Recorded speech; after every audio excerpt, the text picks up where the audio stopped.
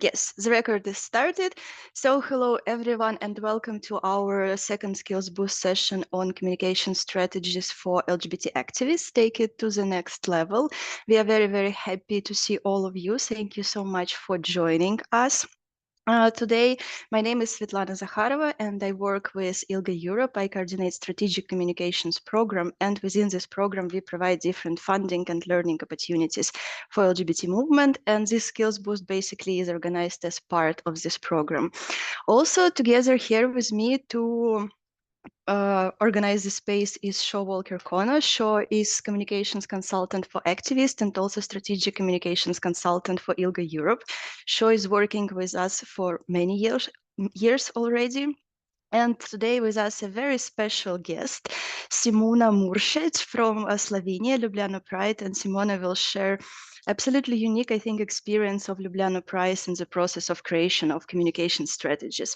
In general, communication strategy is a very important topic for the movement, and many groups and organizations we work with indicated that, and that's why we organized last April our first skills boost on this topic. And basically during this skills boost, we tried to explain how to create a communication strategy from the scratch, what are the most important elements.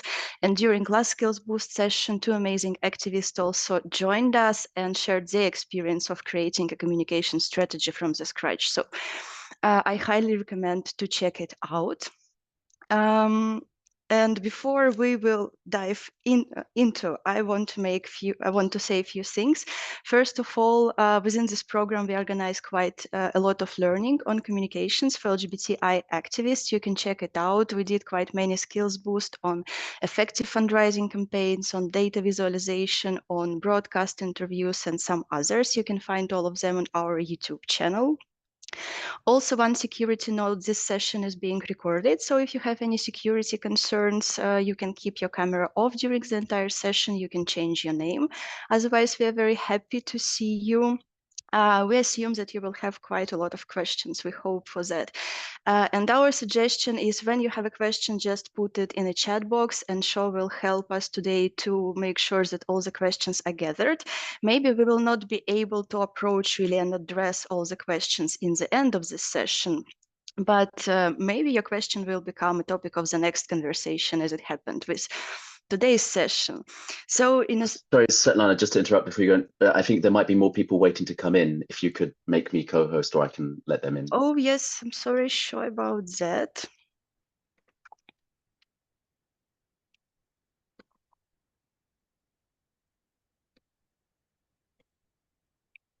Yes. Thank you. Thank you, Shaw, for noticing that. Yes, basically soon I will pass, I'm passing now the microphone to Shaw, who will tell you what happened in the last skills boost session. Shaw, the floor is yours, and I will share in the meantime some resources I mentioned.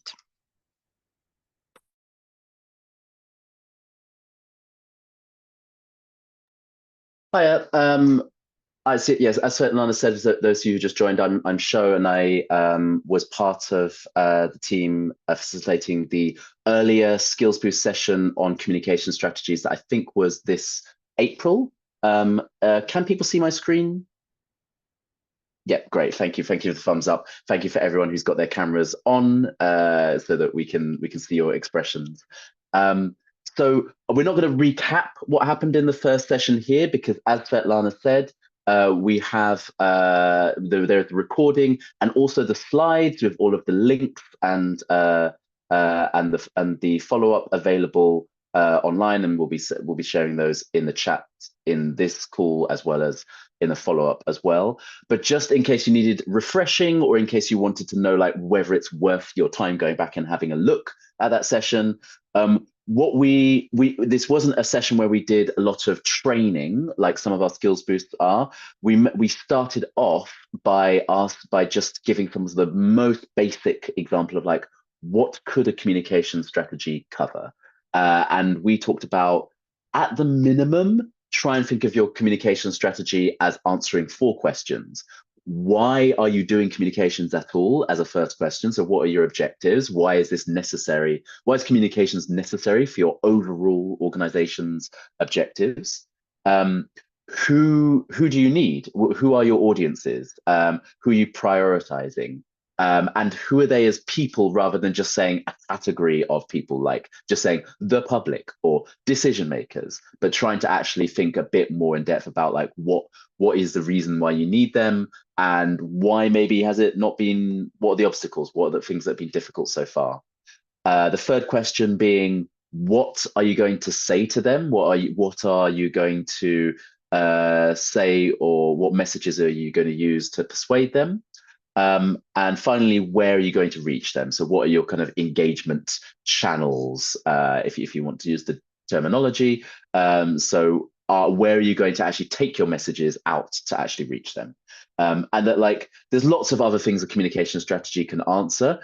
But even if it was never turned into a document, even if it was just a conversation you had with two of your colleagues or fellow volunteers on a call one day, like forcing yourself to honestly answer those four questions at a minimum was our kind of like minimum viable communication strategy that we advised. And then you heard from, in fact, I can show you on the screen now.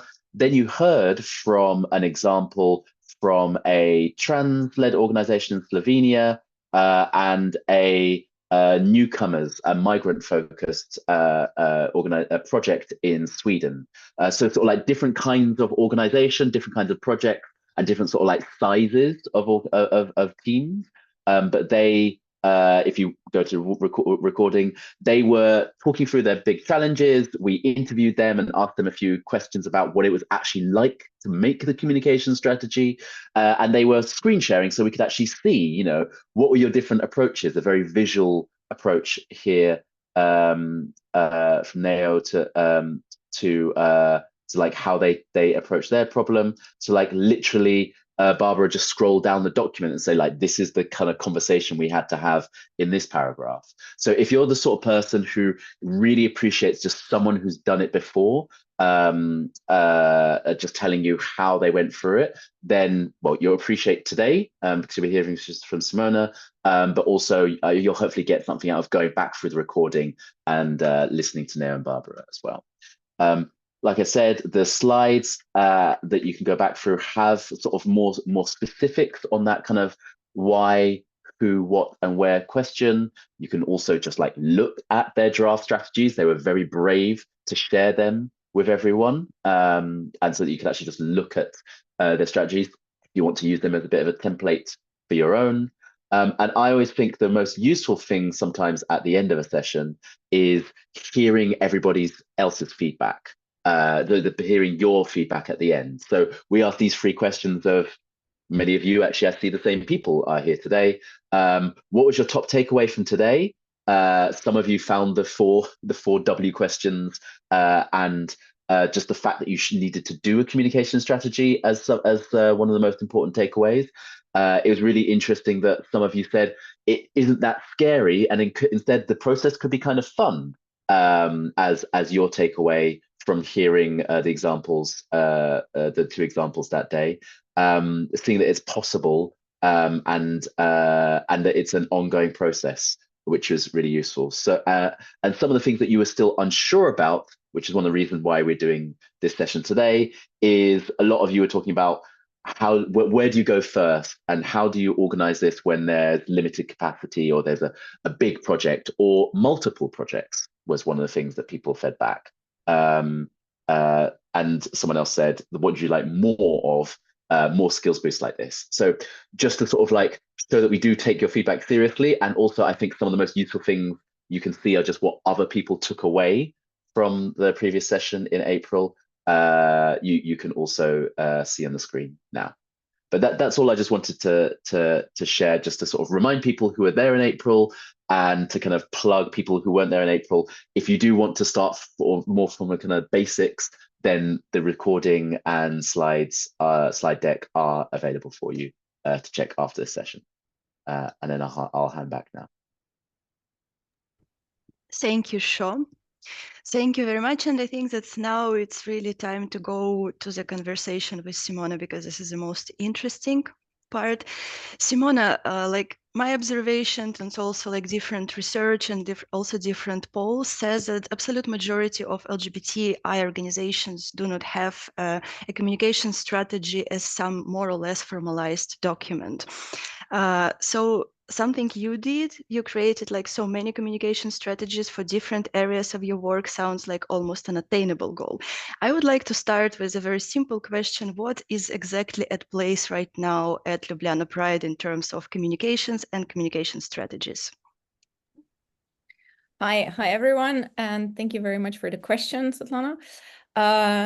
So right now in Ljubljana Pride Association, when it comes to communication strategies, we have a general communication strategy for the period 2022-2024. So it's running out at the end of this year.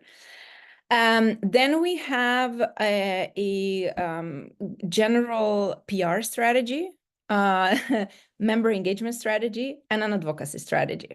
Okay, so they complement each other to a certain extent. Then, as we have the overall organizational communication strategy, then what we also did in the last year and a half, is that we have our work is divided into 7 thematic programs.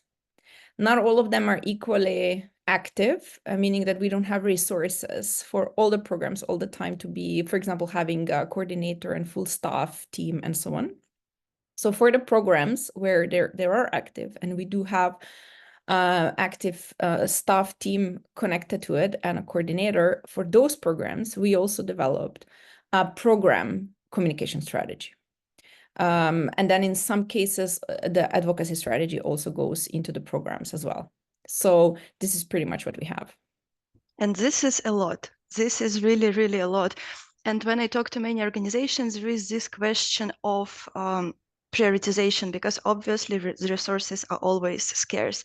I have never met an LGBT organization who would say, hey, we have money for everything or time for everything we want to do. So how basically this idea came to your mind that you want to create separate strategies, and yes, why, how you managed to find time and resources and all of that? Well, I think it's about priority and need, right? So Ljubljana Pride Association as an association is active since 2009. I joined 2014, and it wasn't until 2021 where we started to develop our organization away from like kind of like ad hoc project basis into a program structure, which also means that the organization itself, the first organizational strategy we adopted was in 2021. And it was a 3-year strategy, 21 to 23. And now we are in a second period of organizational strategy, 24-26. So for me, it's also in which stage the organization is, and in how much do you need communications work in order to achieve your goals, or how much you cannot afford not to have it because you are exposed to the extent that you're all the time put in a position that you have to do communications work, whether you want to or not, just because of, you know, where you are positioned.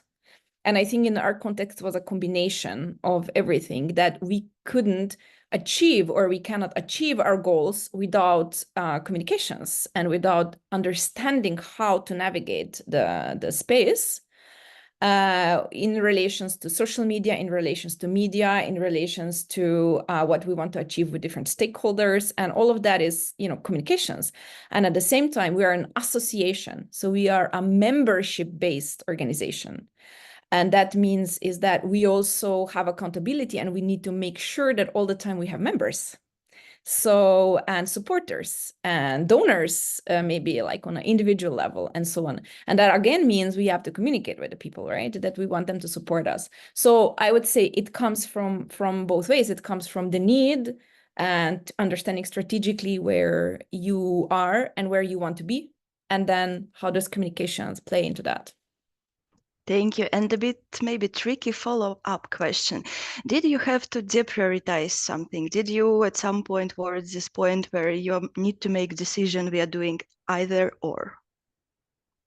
I mean, we do this all the time. And I wouldn't necessarily say it's connected only to communications area of work, because for us, communications is a support area for the rest of what we do. So in that regard, yes, because we don't have resources, we, for example, don't have all the programs active, which means that there are areas of work that strategically, politically would be super important and we would like to do, but we just don't manage. So we freeze them for a year or two until we can build resources around it. And then maybe we can relaunch, and it takes a couple of years usually to build up a new area. Then, you know, strategically, that also means is that we don't invest into building a communication strategy in an area where we don't have people who can then actually implement it, as an example. Thank you. So that's really indeed all the times a combination of where your goals are, what is the resources in place, and how you want to approach these goals, right?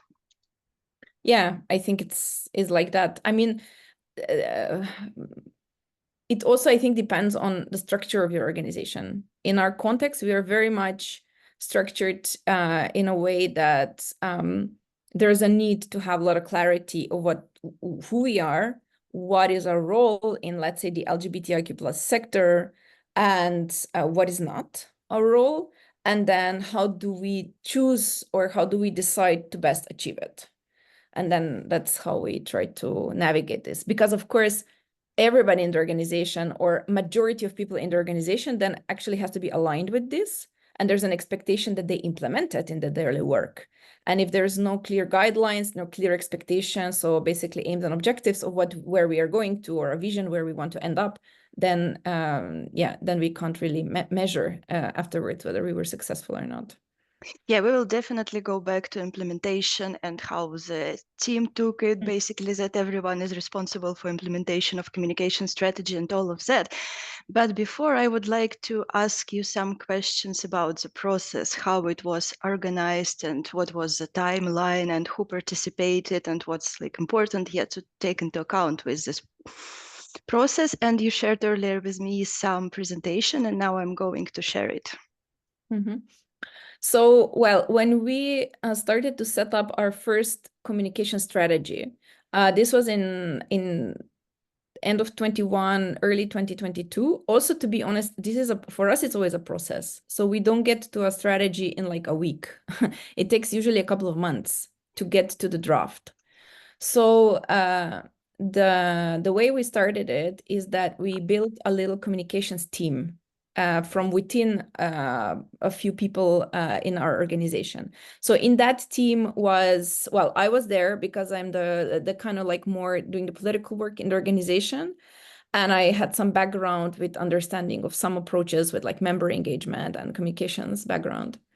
Then one of our colleagues who was actually implementing the social media work, so basically, you know, doing all the posting and maintaining our social media channels, our designer. So we had a designer because our designer at that time, who was part of the staff, also did a lot of copy. So a lot of like text idea, like, you know, creative ideas around messaging. And fourth person who was also part of our board and was had a communications background and did a lot of the support with PR work and member engagement as well. So basically it was 4 people. We started off and had a couple of, you know, 1-2 meetings trying to understand what we want to get out of it. And then one of them, basically, we decided who went and created a draft. And that person also kind of made the initiative to propose a structure. And afterwards, we worked on it and refined it. We would usually meet like once every 2 weeks to once a month. And it took a couple of months for us to get to a solid draft where we could present it to the rest of the team. And what you see in the slide, it's basically some of the framework of what is the communication strategy now. So basically, we always have it with 3-year cycles. It's covering social media, kind of just classical media, and then also in terms of channels, internal and external channels. So internal channels, things like we have a MailChimp-powered newsletter that goes out on a weekly basis to our internal audiences. We have, you know, closed Facebook groups and so on. External channels, I'm talking about several websites that we have and kind of like other, but mostly the websites and other kind of channels that we also manage. Then target groups, we defined who are our primary audiences, who are the people that we communicate directly. Either we want to mobilize them or inform them, or, like what are the things, or, get them to join our activities. What's the, so what are the primary audiences? And then we identified our strategic audiences, basically. So, journalists, different political stakeholders, like maybe sometimes also NGOs in other sectors and stuff like this. So for strategic audiences. So we did a bit of this kind of analysis, and based also on our organizational strategy, right? Because the communication strategy also is part of how to achieve the organizational strategy as a whole and our strategic goals. And then basically out of that, we we defined 10 areas. And these are the 10 areas that are covered in our communication strategy. So the first area is rapid response. Basically something happens and we need to respond to it. Like somebody publishes something LGBT hateful in the media, in the right-wing media, all of these things that you need to respond, or they're targeting us and stuff like this. Then quick information provision. The other thing is that we have, as an association, we have tons of events and activities and topics and things we do all the time. So also make sure that the way we share the information is that people have quick enough access to actual information. Then we have promotion of the association's work. So what do we actually do? Because with Ljubljana Pride Association, we have a branding problem in a way, because everybody in Slovenia recognizes us only for doing the Pride Parade. But we as an association do much more, and we wanted to change our image into like more target audiences, understanding the diversity of things we do. Then two-way communication with social media users. We wanted to be more open to people, specifically young people who are one of our primary audiences, to be able to have two-way communication through the different channels and how to establish that. Then accessibility of the association for its target groups, basically how can we connect with different, specifically also strategic audiences, and through communication approaches be accessible. Then building the association's political identity. We are a political organization. For us, it's very important that we are able to respond and give out also a framework on values and political stances when it comes to LGBT, but also wider issues. Kind of like our ambition was to become like a little media outlet for people who would be following us.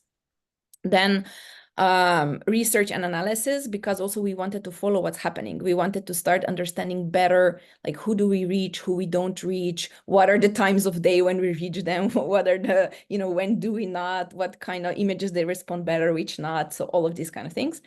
Building coalitions with other organizations, for example, having a very clear understanding of like when organizations contact us, oh, this is this event, can you please share on your channels, right? And then that we would have a strategic framework of what do we share, which channel is appropriate to share information of other organizations, and how do we enhance our own audiences by the cooperation with other organizations. So how do we capitalize also on that? And then a concrete implementation strategy, like, okay, so how do we in practice make this work? And then the last area is informing LGBTIQ+ youth for empowerment and participation.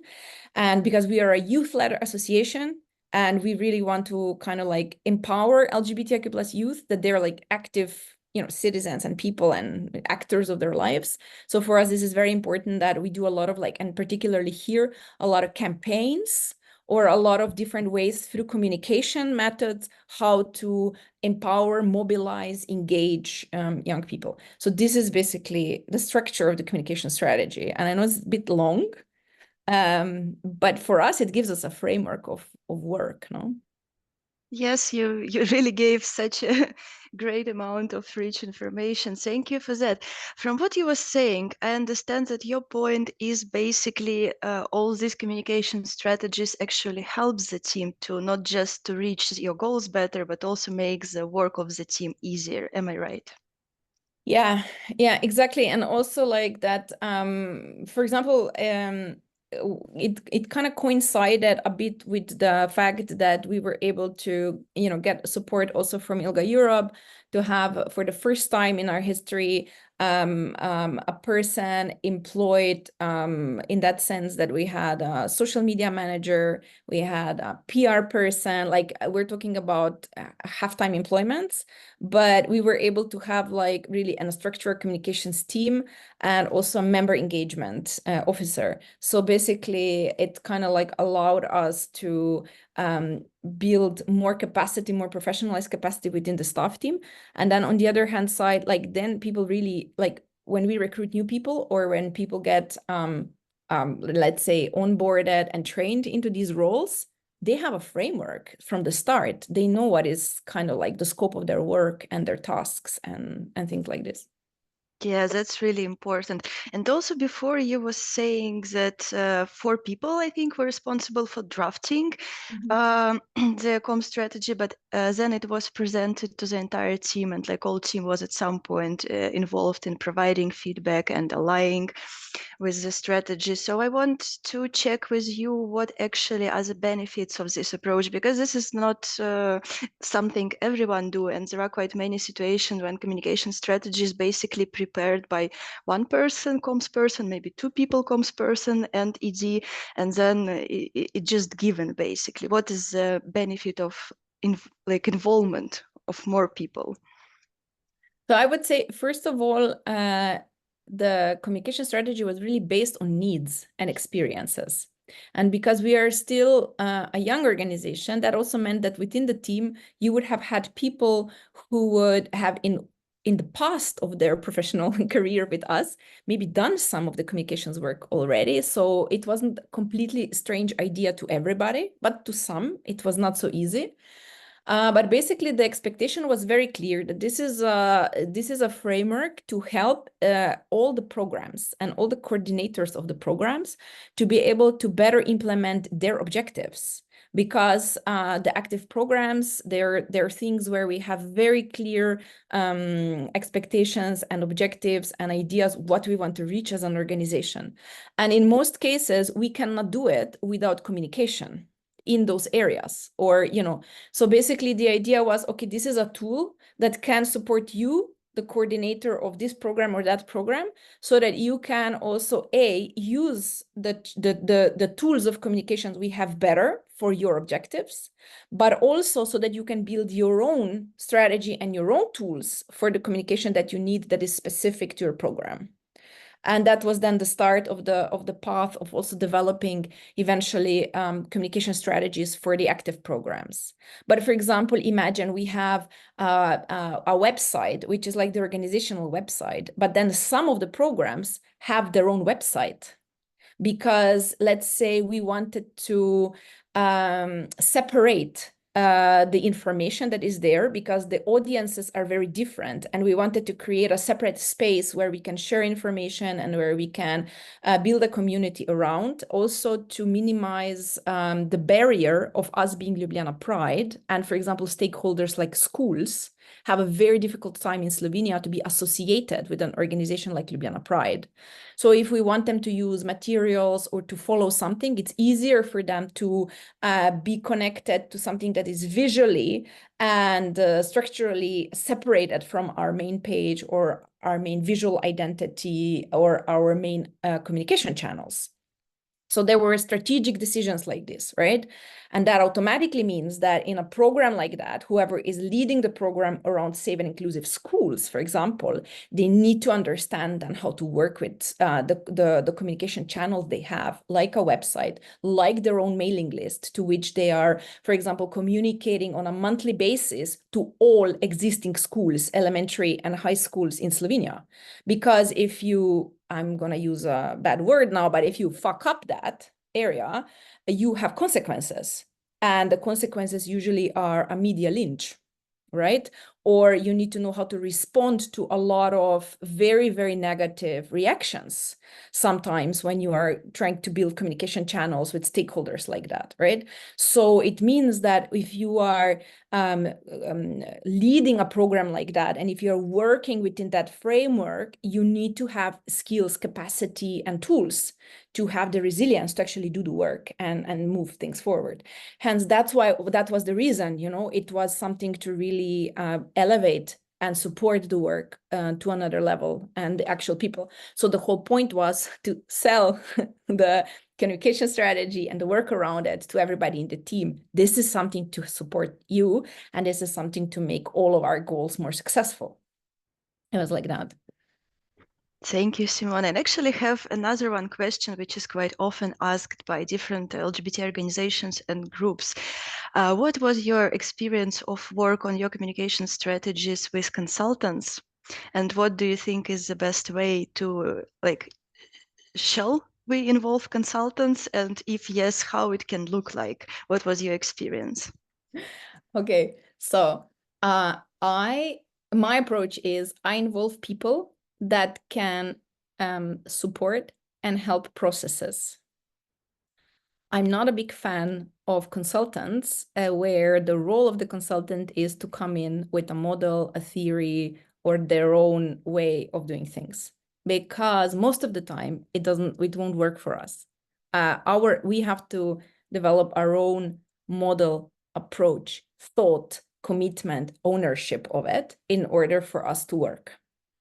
Now, being someone who actually does consultancy work for other organizations, it's kind of like a double chair in that sense, because I do sometimes support other organizations and stakeholders also, and I do bring in models and ideas and so on. But so, I don't think it's so black and white, but in principle for me is I'm more fan of people who can facilitate a process and who will take the time to try to understand what your organization needs in terms of support, rather than coming in with ways of doing communications that very often don't fit, because they come from corporate context, because they come from a context of organizations that don't have the same kind of backlash, where the topics are not so sensitive, or where the people having to implement the work are not so vulnerable. Because also we have a specific level of vulnerability within the staff, the volunteers, the people, that how you perceive also all the negative stuff that happens. And then consultants come in and they don't really necessarily understand that. So for them, it can be rather, a game. And for us, it's not. This is our lives. And I think it's different in that regard. So I think for me, it's a little bit gray zone. So on one hand side, yes, but I'm very skeptical, before I choose whom and how. Thank you so much for sharing this experience. And before we will go to another slightly different conversation about updating communication strategies, I have the last question for you, because as I said, quite many organizations do not have any communication strategies. And here you're sharing this amazing experience of having several, and that it's actually helpful and support your staff. So would you recommend to make this leap of faith and to go from 0 communication strategies to several? Only if it benefits your work. Because the investment of time and energy is there. It depends how much capacity you have. If you have people in your team who are used to working with strategies, strategic thinking, setting up strategic objectives, it's not that much maybe to come up with something to start with. I would always say it's good to start with, someone that can help you out in a way that you can formulate it, phrase it, all of these things, so that it goes, that the start goes a little bit faster. And my suggestion would always be then try to invest a bit more into the process of understanding how this fits into the organization and the team, and getting inputs and modifying and changing before you have the final version. That would be my preference. But I would say, it took us pretty much, 6, 7, 8 years before we were even ready as an organization. And we were a very fast growing organization for Slovenian context. So we went from 2014-15, from 0 employees, volunteer-based only, 5,000-6,000 euro annual budget organization, to 10 years later, 10 staff members and close to 500,000 yearly budget, right? So our growth rate as an organization was also very significant. It doesn't automatically happen, at least not in Slovenia. And still it took us a long time before we got to the point where we were able to invest into an organizational strategy. Once we had an organizational strategy, everything else went much faster. It was much more clear why we need it and how we can work with it. And so it's almost like a muscle. We build a muscle for it. And then it was easier. And it wasn't so resource intensive or time intensive anymore. And there were more people in the organization who got the hand of it, right? So eventually, when we came to the communication strategies of our programs, it wasn't the same team anymore. It was our social media manager that was able to lead the whole process, sit down with the program coordinators, come up with the first drafts, and then the program coordinators were able to lead their own process to consolidate it. And that, for example, already means that the initial setup was transferred to the staff and to the team further down the line.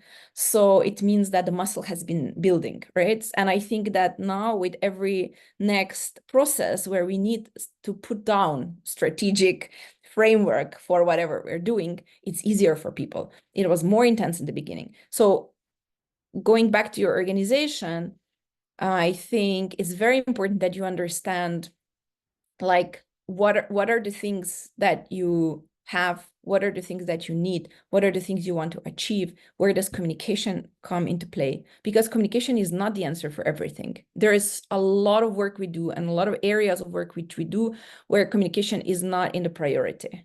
And that also means if we have to prioritize what are we going to invest into, sometimes we don't invest into communications, and there are just other things we put in the forefront. So once you know that, then I think it's a question, like, you know, whether you go one strategy and you try it out for a while, or whether you diversify from the start. And then I think Sho has a question. Yes, I think Sho is coming to us with questions from the audience. Am I right? Yeah, I just thought maybe this would be a good point. We've got a few questions in the chat box. And I think you might have sort of touched on them a little bit, but I'll just give you all three at once. And then if they make you think, oh, actually, I could say more about that, then please feel free. But also don't worry if you're like, I've said everything I need to say about that already. So there's one question about, you talked about limitations of organizational capacities. Have you got any tips on how to prioritize strategic comms goals against resources? And what's a good time to think about bringing in new talent or specialized talent on board in funding circles? A second question more about audiences. So who are your primary audiences? If you could give some examples of like do you have specific age groups or geographical locations that you have when thinking about, for example, social media? And then the third question was, what difficulties do you still experience even after building your comms, your comms strategy? I can repeat those if you want. Yes, so let me just go to the target audiences first, because it's very easy. So our primary target audiences that we identified is LGBTIQ plus young people, age 15 to 29, because this is also our membership. We are a youth-led organization, and this is our core membership. Then LGBTIQ plus community in Slovenia, allies of LGBTIQ plus community in Slovenia, allies and LGBTIQ plus activists from abroad, and young activists in general. So young people who are, you know, active and engaged. So these are our primary target audiences.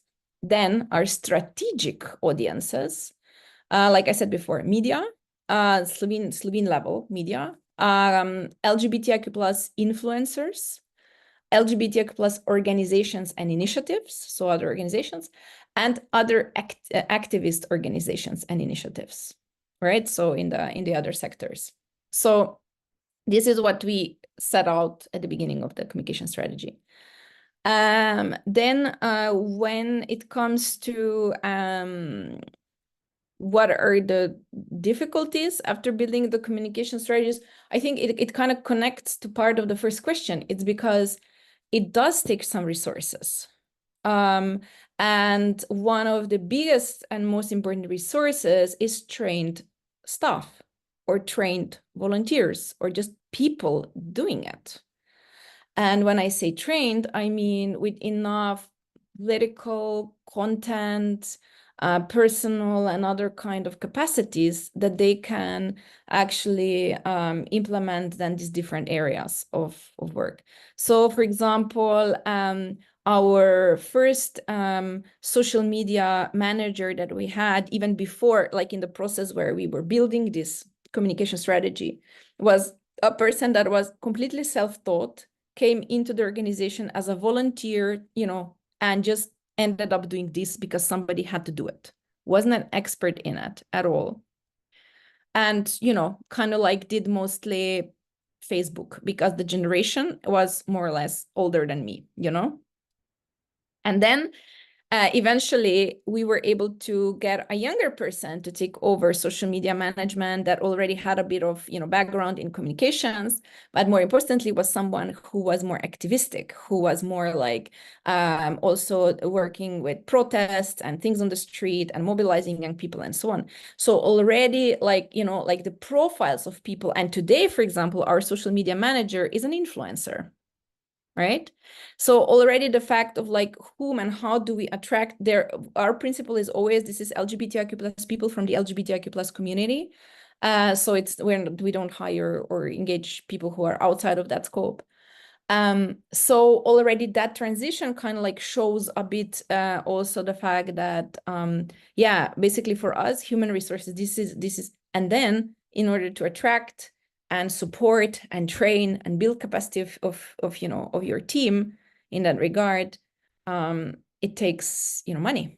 So for us, it was with ILGA Communications Grant, it was the first time ever we had a grant specifically that we could use to pay staff in communications. Always before, and now when this grant is running out, it has to come from our so-called core budget that basically we have to take from different project grants and so on. So it's always a puzzle piece. I think what has been very crucial for us is that we prioritize it and then we don't question it. We don't question it. There has to be a certain minimum investment in that at this point of organizational development. And we simply have to make it happen. Because otherwise it would just mean somebody would have to do this on a voluntary basis. And that's very unsustainable for us. It doesn't really work. So I think this is maybe challenges on that level, you know, because also when you have staff turnover is always to make sure that you onboard and invest into the new people coming in, that they become, you know, fluent in this process. And I think this is an ongoing process. And if you don't do it, then you have a document for the purpose of document, or you have processes for the purpose of processes. So that's the challenge. Now, sure, there was another part of the first question, which I think I missed now. Yes, there was like tips on how to prioritize against resources, which you kind of talked about a little bit. And when is a good time in the cycle, or specifically the funding cycle, to think about bringing new talent or specialized talent on board?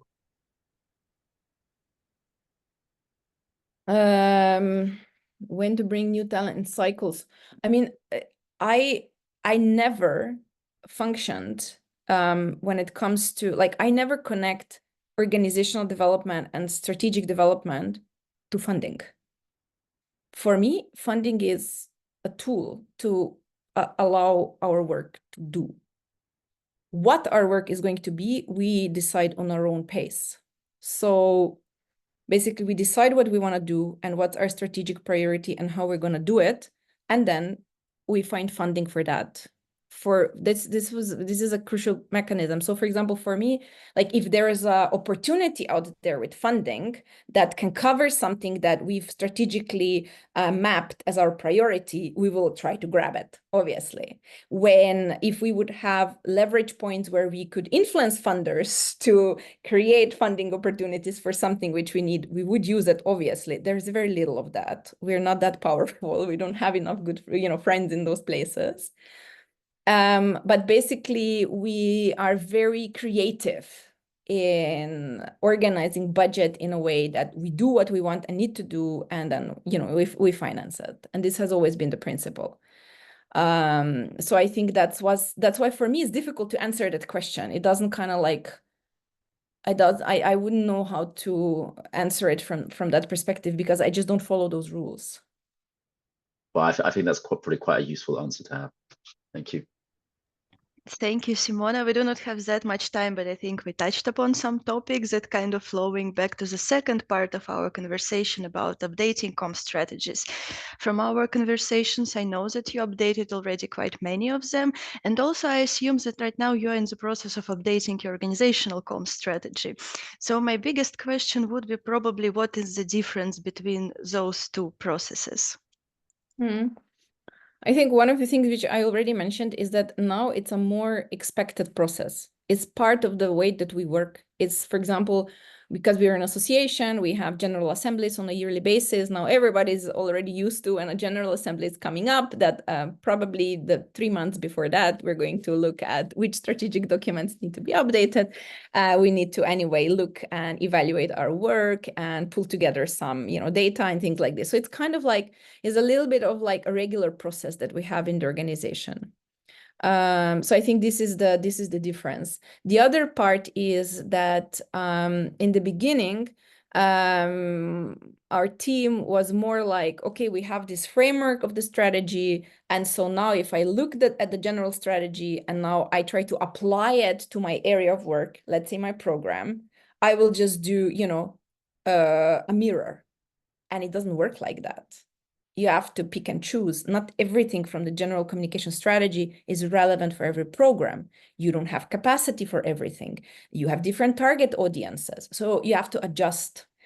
And so I think what we managed to do by now is to have that understanding. So with this last cycle of communication strategies for the programs, like for example, here, the purpose and objective, we have these 10 areas, right?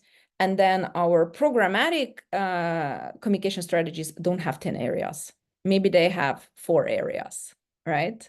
Things like this, because they're just not, they don't need, not everything needs everything. Because anyway, we're doing communications as an organization, and they can use some of the organizational, channels and ways and so on. They don't have to build that separately necessarily for all their programs. I think things like this, so it gets a bit less intense, less heavy. On the other hand side, it gets more kind of like part of regular processes. So you are able to see and monitor and adjust and adapt and have better outreach to the target audiences and understanding what works and what doesn't work and stuff like this. So yeah. Thank you, Simona. Before I will ask you my next question, I just want to remind that if you have some questions for Simona, there is still some time to type. And sure, you will just indicate that there are questions and go with them.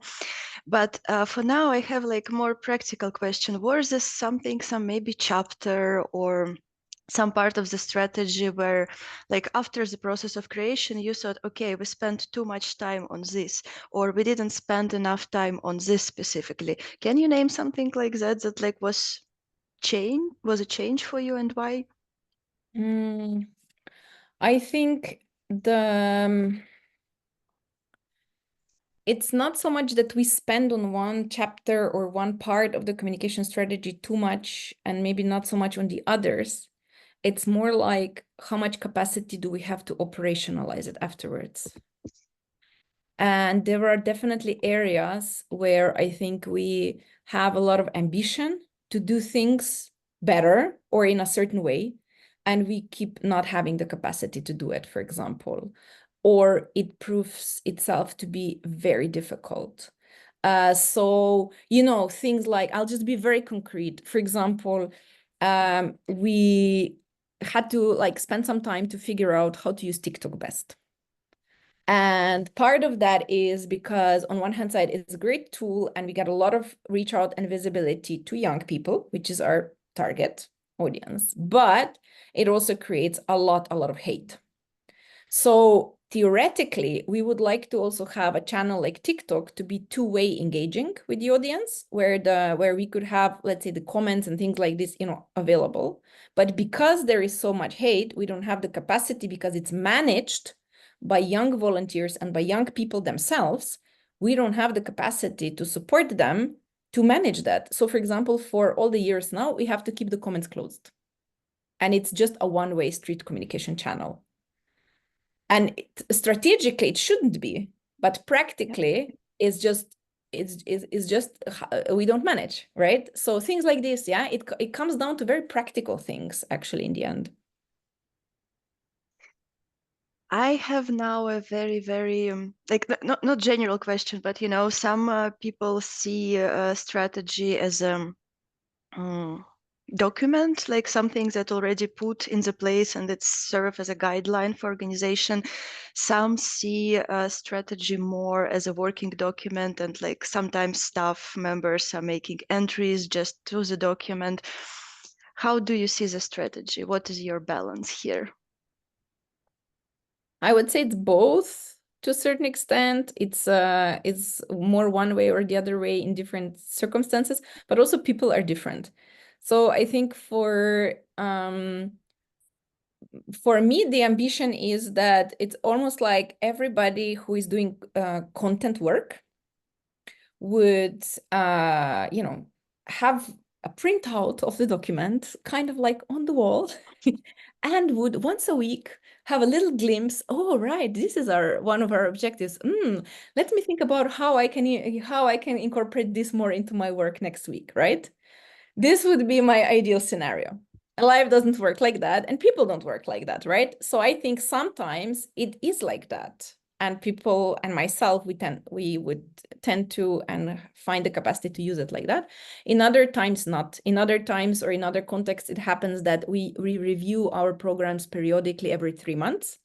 And pretty much you have a review process, and then you kind of like sit down every 3 months, and then you go back and you look at your, work plan and strategic objectives for the year, and then communication strategy objectives in there. And then you're like, oops, oh, this was also in there. Oh, we forgot one thing.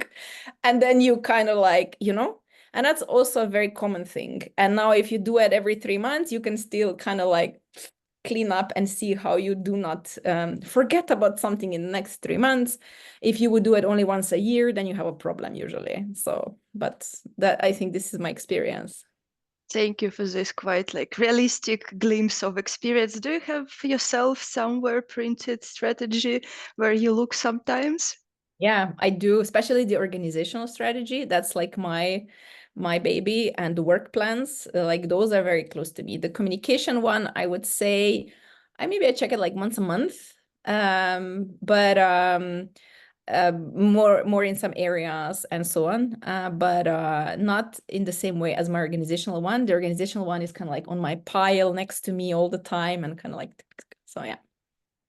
Thank you, Simona. Sure. Do we have any questions from the participants? Also, if you haven't right now a question for Simona, I think you can turn on your microphone and ask directly.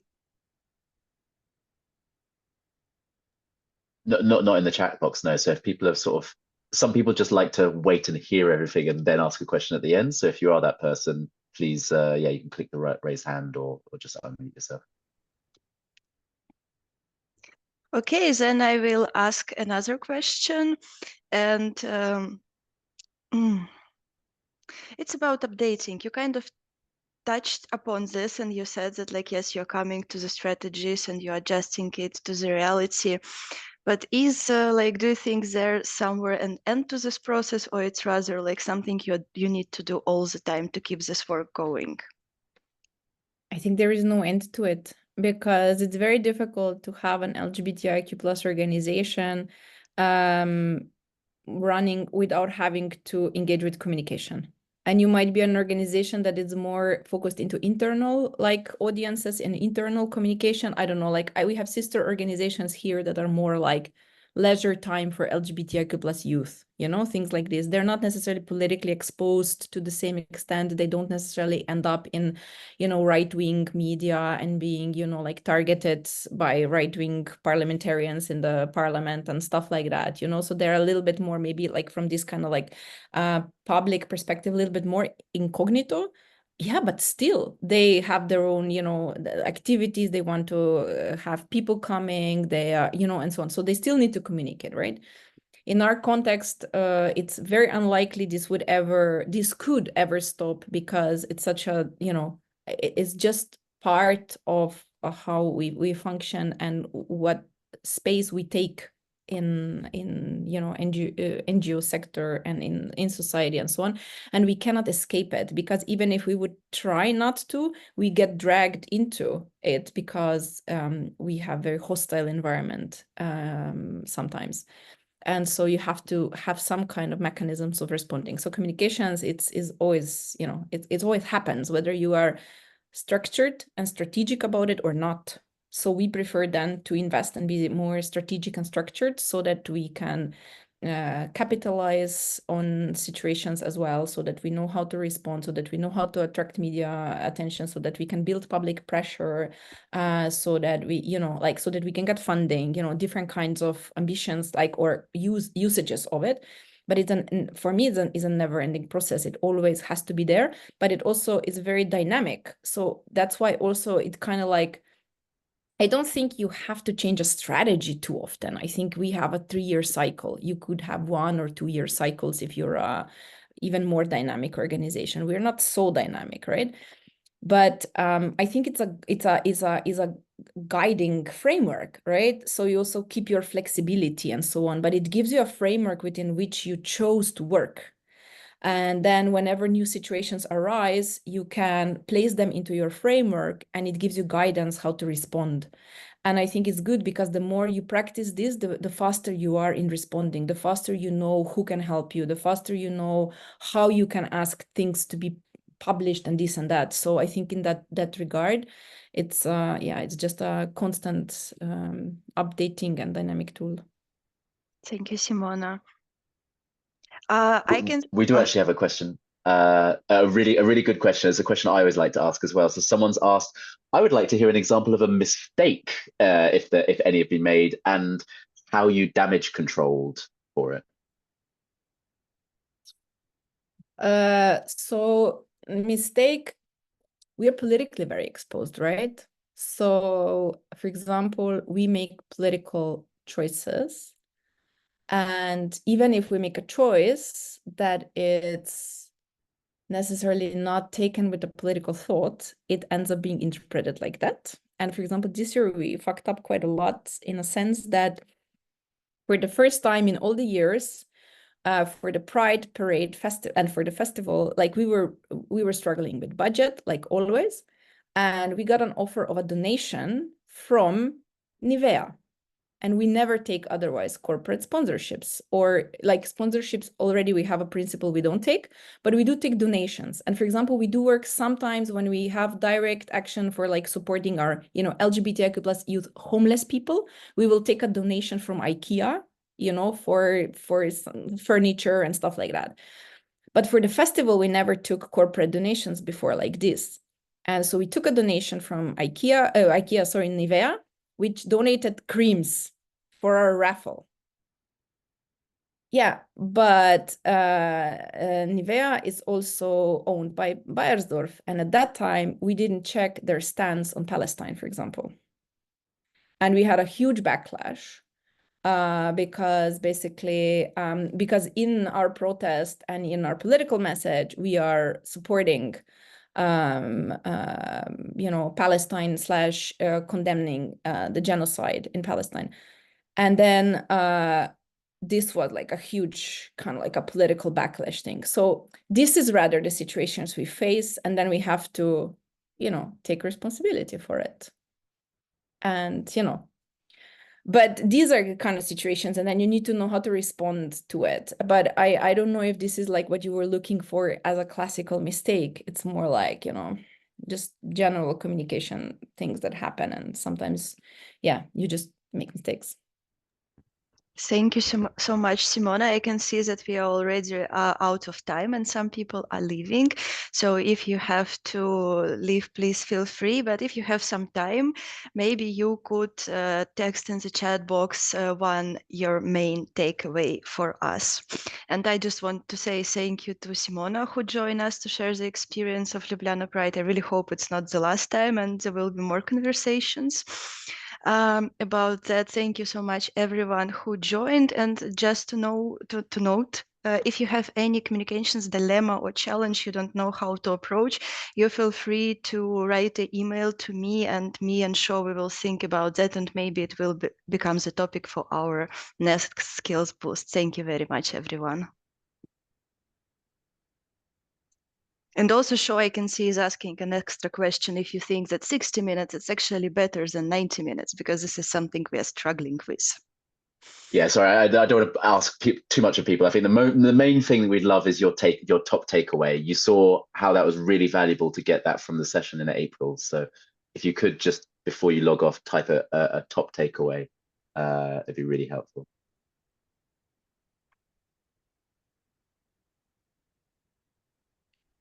I stopped the recording here. Thank you so much, Someone's asking what was on the second slide. We never got to the second slide. It was teased, but maybe the people who stayed late can see what was on the second slide.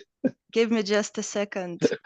The conversation went to a slightly different direction, so we didn't manage to go to the second slide. But for those who are willing to stay a bit longer, Simona, do you want to say a few words about second slide? Yeah, this was just an example how basically getting from the general like communication strategy and program content like kind of strategy, how that we complement that and develop the program communication strategy. So I just wanted to give an example here from one of our programs, which is LGBTIQ plus volunteering program, which is communication-wise very low-key, is not so intense, but still has communication-related goals. And then basically we created like out of those, like 10 areas from general communication strategy, we took only 4. And like, for example, with the rapid response, what does this mean in a context of the area of LGBTIQ plus volunteering, right? Because it's not as exposed as, I don't know, areas like hate speech and, like different schools, for example. And so then we made an adaptation and like, what does that mean then in that context to have a communication strategy for our LGBTIQ plus volunteering program? And that was the slide. Thank you, Simona, for answering to this curiosity question. I think shows that like probably everyone who wanted to share shared. No one is typing.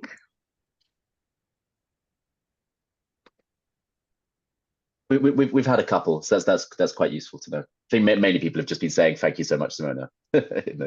Thank you so much, and everyone have a beautiful day and beautiful end of the week. And I hope to see you again at our other learning events. Bye bye. Thank you.